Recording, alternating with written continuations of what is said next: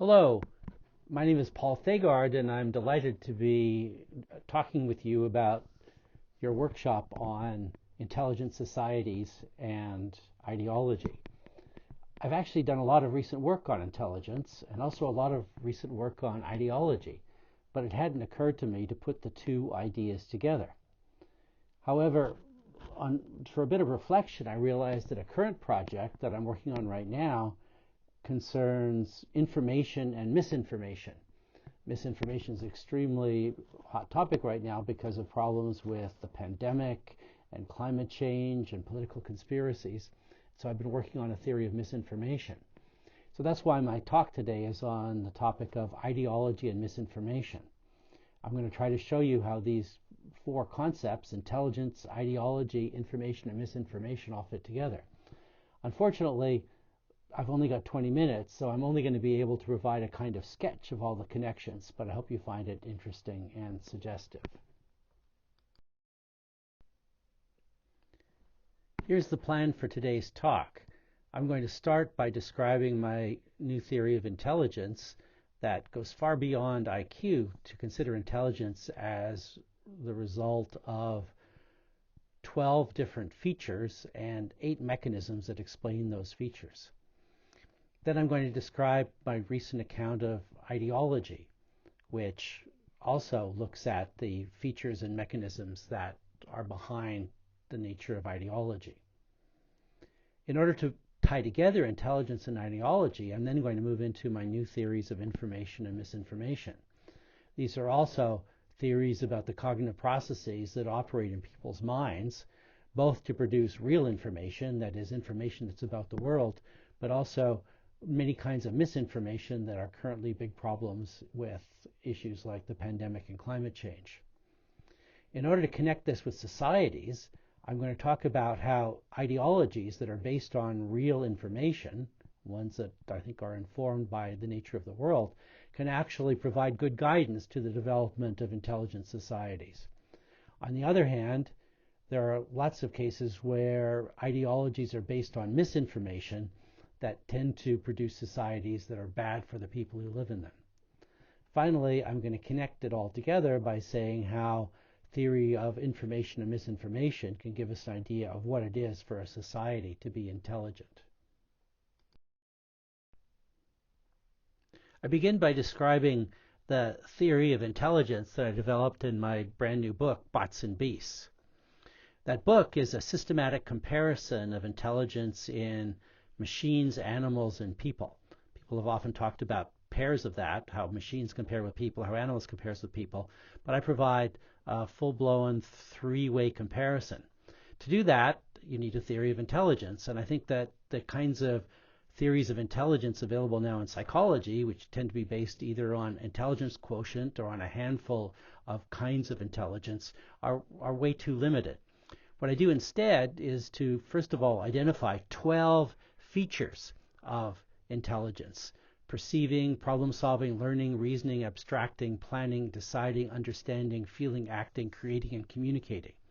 Some of these are pretty obvious, like problem solving and learning, but I think others are also important. These aren't necessary and sufficient conditions of intelligence. I'm not giving a definition, but they're important parts of lots of different cases of intelligence.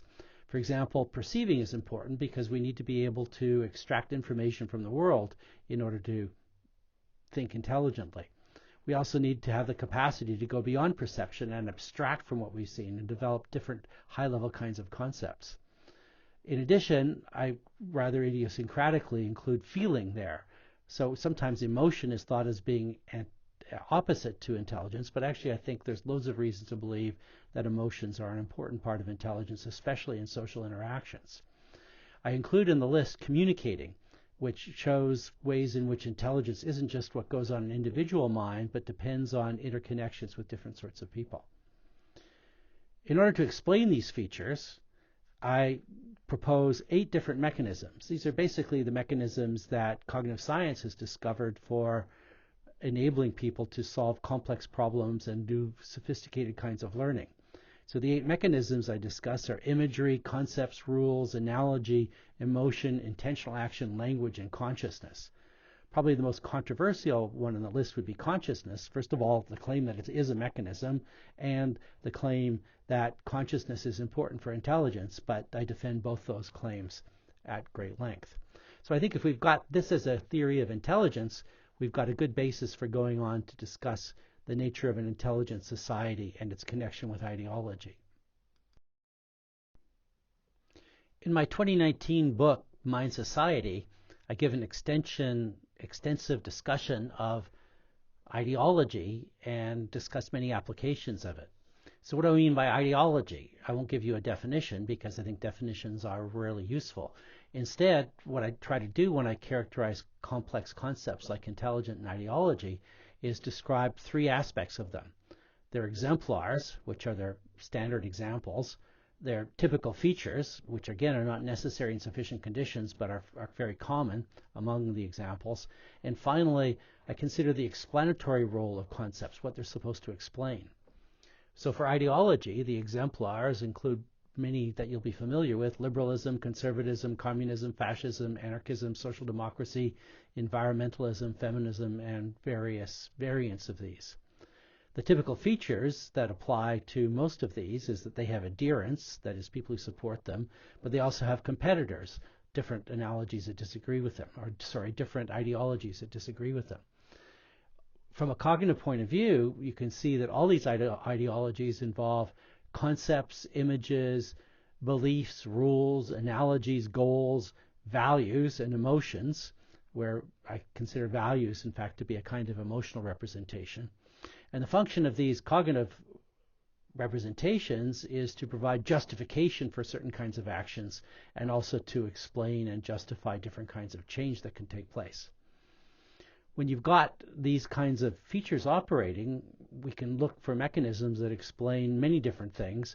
For example, the individual motivations that particular people have for doing what they do, for the reasons for why different groups have had different successes, for example, in carrying out revolutions, or why sometimes these groups fail utterly and end up becoming abolished. The overall explanation for a theory of an ideology that you want to be able to account for is the political changes that take place in particular societies and across different societies. So this is what I think an ideology is, and now we can try to figure out some way to connect it with intelligence. In order to connect intelligence and ideology, the best way I know of is to apply the new theory of information and misinformation that I've been developing. This theory is going to be applied to many current important instances, including the pandemic, including climate change, political conspiracies, education, and the way in which misinformation is used to justify inequality in the world. So the Ames theory has four general processes. So the word Ames is short for these four: acquisition, inference, memory, and spread. So my claim is that all cases of information relies on these four different processes, which I'll explain in more detail, each of which comes from two different kinds of mechanism. So if that's how information works, that is, comes from these four different processes, we can start to explain how misinformation arises. And so I think that it comes, in fact, from breakdowns in these four processes, from the 8 mechanisms that make them work.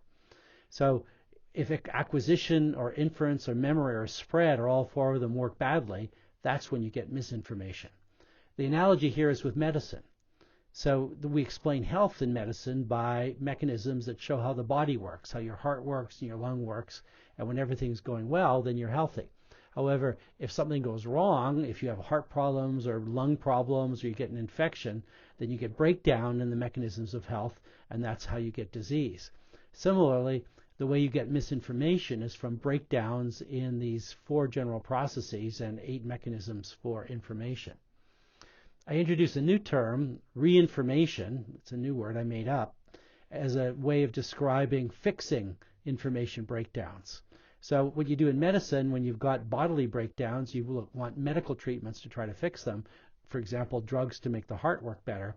Well, I think we need reinformation, which is ways of applying different kinds of strategies to fix misinformation and turn it into real information that is actually accurate about the world. The Ames theory proposes these four general processes, but it spells them out by describing in much more detail two mechanisms for each of them. So the idea here is that the mechanisms explain how the processes work and also indicate the way in which the processes can break down to produce misinformation. So the first is acquisition, by which I mean not social acquisition, but acquisition from the world. Real information begins with collecting information from the world by perception, using instruments, by experiments, by clinical trials in medicine. So you want to be able to interact with the world, and then you need to be able to represent that kind of information in different sorts of mental structures and linguistic structures as well, and sometimes computer databases. So that's how acquisition works when it works well. But it doesn't always work well, because sometimes, as an alternative to doing the hard work of collecting information from the world, people just make stuff up. They just use their imagination. And of course, this happens all the time. For example, I think the silliest theory about the origins of COVID-19 is that the bacteria that cause it the viruses that cause it came from outer space on a meteor. How did somebody get that? Well, they didn't get it from interacting with the world. They just made it up. And there's an awful lot of making stuff up that goes on in producing misinformation. The second mechanism that's important is inference, which allows us to go beyond perception and experiment to come up with theories that explain them, theories about causal relations. And in order to do inference properly, we need to be able to evaluate different claims with respect to the evidence and transform different kinds of representations we have right now into new ones. For example, the claim now based on lots of evidence that COVID-19 is caused by the novel coronavirus. Now that's how you do it properly when you're developing information, but much misinformation arises from a different processes that psychologists have discussed called motivated inference. This is where you base a conclusion and inference not on your evidence but on your goals or what you want to be true. It's more complicated than wishful thinking because you can combine what you want to believe with little bits of evidence that you are very selective about, but the result is misinformation rather than misinformation. A big part of information is collecting it, not just collecting it, but storing it so you can use later by retrieving it. The big breakdown for this, of these kinds of memory processes, is that sometimes people are prone to motivated remembering. That is, they only remember what fits with their goals rather than with what is appropriate given a good evaluation of what's going on. Finally, the mechanism that's really important for societies is the spread of information among individuals, which is based on two mechanisms, namely sending the information and receiving it. Sometimes this works very well, but sometimes it works very badly because people are motivated to send their transmissions based on simply emotional goals rather than any degree of accuracy. And similarly, receiving can break down because people are just going on motivation rather than accuracy. So this is my account of how information works and how it fails. Now I can make the connection between information and ideology. My account of ideology viewed them as different kinds of mental representations, including values and emotions, but that left open the question whether there can be good and bad ideologies. I think there definitely can be. I mean, I think everyone who's at all thoughtful has an ideology. If you want to see what mine is, you can read my book, Natural Philosophy, which also appeared in 2019. But the question is, what makes one ideology more legitimate than another? What makes one ideology better designed to produce intelligent societies?